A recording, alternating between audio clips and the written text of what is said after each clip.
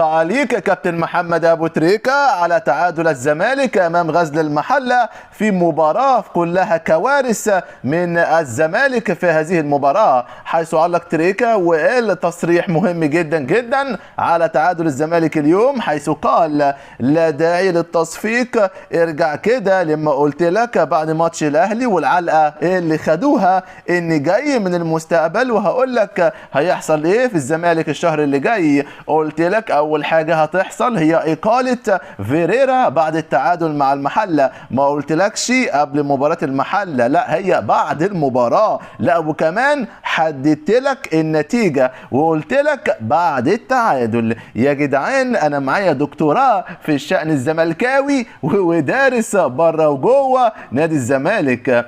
هنا بقى على المباراة أنا مصدوم الحقيقة من اللي حصل في التعليق من عصام عبده النهارده. ليه تختار تبدأ عودتك للتعليق على الدوري بالشكل ده؟ أنا مش متخيل إن الزمالك متعادل مع المحلة في استاد السويس، يعني مش في المحلة، والزمالك بيقدم له ولا حاجة، والمعلق بيوصل الزمالك في المباراة إنه جميل، بيوصل لك إنه حلو. يعني يا جماعة والله لو مشجع الزملكاوي قالها على القهوة هيسحبوا منه المشاريب. سوء استماع وسخرية. إزاي فريق زي غزل المحلة له تاريخه وجماهيريته ومحقق بطولة الدوري من ضمن ال7 فرق بس اللي حققت اللقب، ويبقى التعليق في الدقائق الأخيرة عن لو الزمالك سجل الثاني؟ أيمن الكاشف لما الأهلي خسر وقال تعليقه الشهير: خد سيف وكمان سيف وهات الجزيري. أنا أول واحد دافعت عنه وقلت هو قال المدح ده في سياقه ومبرر،